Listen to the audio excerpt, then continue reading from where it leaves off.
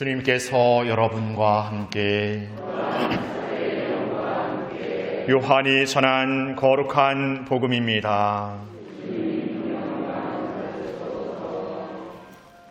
그날 곧 주간 첫날 저녁이 되자 제자들은 유다인들이 두려워 문을 모두 잠가놓고 있었다. 그런데 예수님께서 오시어 가운데에 서시며 평화가 너희와 함께하고 그들에게 말씀하셨다. 이렇게 말씀하시고 나서 당신의 두 손과 옆구리를 그들에게 보여주셨다. 제자들은 주님을 뵙고 기뻐하였다.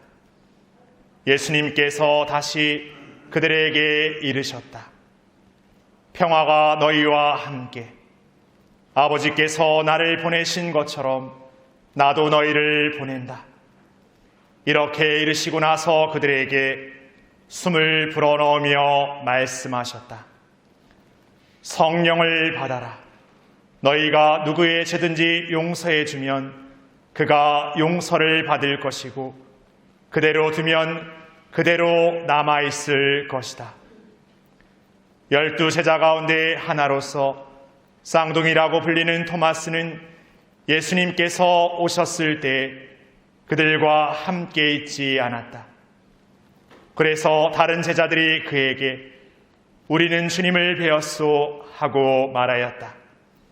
그러나 토마스는 그들에게 나는 그분의 손에 있는 못자국을 직접 보고 그 못자국에 내 손가락을 넣어보고 또 그분 옆구리에 내 손을 넣어보지 않고는 결코 믿지 못하겠소 하고 말하였다. 8일 뒤에 제자들이 다시 집안에 모여 있었는데 토마스도 그들과 함께 있었다.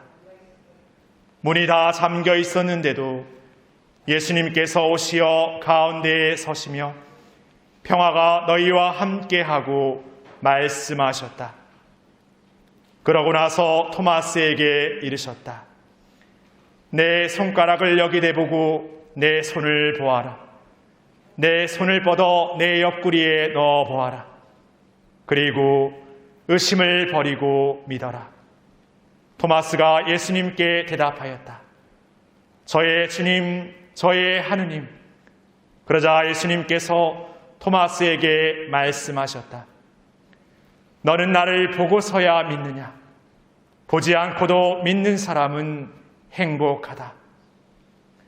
예수님께서는 이 책에 기록되지 않은 다른 많은 표징도 제자들 앞에서 일으키셨다. 이것들을 기록한 목적은 예수님께서 메시아시며 하느님의 아드님이심을 여러분이 믿고 또 그렇게 믿어서 그분의 이름으로 생명을 얻게 하려는 것이다.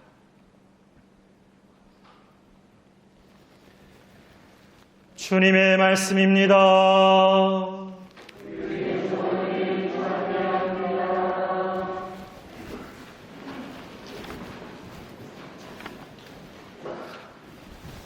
찬미 예수님, 한 주간 잘 보내셨습니까? 예, 부활 대축제를 지내고 부활 8부 축제를 지내면서 그 어느 때보다 날씨가 너무 좋았고 또 이 며칠 또 촉촉한 비까지 내리면서 자연이 정말 보여주는 그 아름다움은 이루 형언할 수 없을 것 같습니다. 이런 기회를 하느님의 은총으로 얻어서 제주에 여행 오신 분들 한번 손 들어주세요. 우리 많으시네요. 우리 환영하는 박수 한번.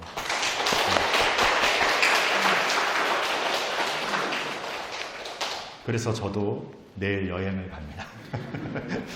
내일 우리 몇몇 신자분들과 충청도로 성지순례를 다녀올 겁니다. 처음에 계획할 때 코로나 상황이기도 해서 많은 분들이 이렇게 함께 이렇게 신청하고 이렇게 많은 분들이 가지는 못하지만 그럼에도 이렇게 가야겠다고 이렇게 생각을 했던 것은 신청하신 분 중에 우리 어르신들이 몇몇 계셨습니다. 우리 어르신들은 내가 여행 가야지 하면 가고 가지 말아야지 하면 안 가고 이렇게 쉽게 되지 않죠. 집에 가족들 계시겠지만 갈 때 가야 됩니다. 그래서 인원수가 작아도 이번에 어쨌든 간다. 우리 어르신들 위해서라도 꼭 간다 해서 가게 되는 겁니다. 그래서 신부님 이 시국에 어디 나감시 이렇게 저한테 눈초리 주실 필요 없습니다. 그래서 앞으로 국내뿐만 아니라 기회가 되면 좀 해외도 이렇게 가보려고 하고 있습니다. 그래서 여행 다닌다라는 게 목적이기보다 우리 어르신들을 그리고 우리 신자분들에게 좀 함께함의 기쁨을 우리가 좀 더 다시 이렇게 살아갔으면 좋겠다는 마음에서 그런 계획을 해보고자 합니다. 오늘 부활 제2주일의 주제는 바로 자비입니다. 자비라는 말은 흔히들 이렇게 불교에서 쓰는 용어라고 이렇게 생각해도 하는데 사실 자비는 굉장히 보편적인 단어입니다. 우리 신앙에서 이 자비라는 말은 예수님의 마음, 예수님의 사랑에서 비롯되는 말인데 성경에서는 이 자비를 예수님께서 하느님의 자녀, 하느님의 백성들을 그 가엾이 여긴다는 그 마음에 자비라는 마음을 담습니다. 그런데 이 가엾이 여긴다는 말을 성경의 그 원문, 그러니까 신약 성경의 경우는 그리스어 단어로 하면은 우리의 그 오장육부, 이 오장육부가 뒤틀리는 마음, 오장육부의 어떤 창자가 끊어지는 마음, 다른 표현은 단장의 마음, 그 단장의 슬픔을 표현합니다. 그러니까 이 아픔, 이 고통스러움을 느끼면서 누군가를 생각한다는 것은 그 누군가에 대한 마음이 그냥 평범하지 않다라는 거죠. 정말 사랑하고 정말 아끼고 나를 내어주고서라도 살리고 싶은 그 존재를 바라볼 때의 마음이 아닐까 싶습니다. 그러니까 하느님께서 우리를 얼마나 사랑하셨으면 당신의 외아드님을 우리와 같은 존재가 되게 하시고 우리가 두려워하고 우리가 끝이라고 생각하는 그 죽음마저도 앞장서 나아가도록 그리고 그것이 끝이 아님을 분명하게 보여준 부활 사건 안에서 우리도 예수님을 믿고 따르는 삶 안에서 끝이 아닌 영원함의 삶을 살게 된다는 것을 분명하게 알려주시는 것이죠. 그런데 우리가 우리의 부모님의 마음을 다 헤아리지 못하고 하느님의 마음을 다 이해하지 못하는 것처럼 그리고 우리가 현실적인 한계라고 생각하는 것들을 넘어서서의 삶을 우리 스스로가 희망하지 못하는 것처럼 오늘 제자들에게 나타난 예수님, 그 꽁꽁 닫혀져 버렸고 꽁꽁 숨겨진 그 다락방의 어둠에 나타나신 예수님, 물리적으로도 들어갈 수 없지만 이미 제자들의 마음 하나하나가 완전히 닫혀진 그 안에 예수님께서 나타나시죠.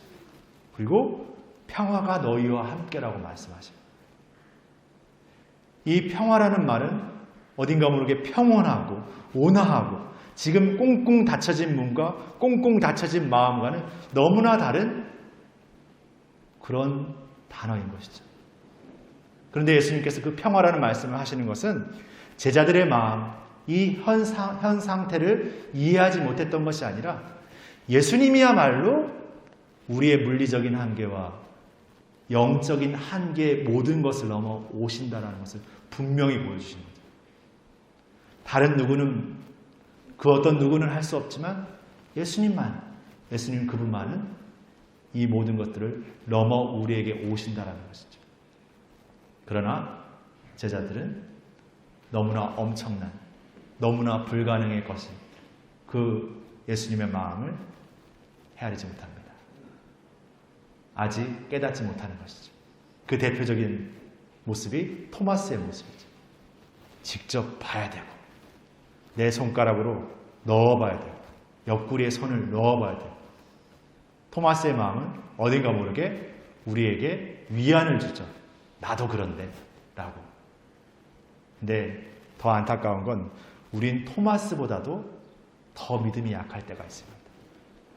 믿는다고 하면서도 예수님을 체험했다고 하면서도 어느샌가 흐릿해지고 희미해져서 다시 내 중심의 삶에 바빠서 세상적인 삶에 매몰되어서 살아버리기 일쑤입니다. 그런 우리의 모습이라면 우리는 토마스보다 조금 더 약하죠. 그런데 예수님은 다른 제자들에게도 그리고 보고서야 믿겠다는 그 토마스에게도 다시금 당신을 보여주시죠. 당신의 손가락에, 당신의 옆구리에 손을 넣어보라고 말씀하시죠. 그리고 토마스는 고백합니다. 저의 주님, 저의 하나님. 이 토마스의 고백이 우리의 고백이 되면 좋겠습니다. 그러나 예수님은 말씀하십니다. 너는 보고서야 믿느냐? 보지 않고도 믿는 사람은 행복하다. 우리가 예수님께 믿음을 들 때 우리에게는 불가능이고 우리에게는 전혀 이루어질 수 없는 그 영원함의 기쁨을 바로 예수님께서 주신다는 것입니다. 오늘 제1독서를 통해서 예수님께 그러한 믿음을 두는 이들의 은총과 기쁨의 치유와 은총의 사건들이 펼쳐져 나가는 것입니다.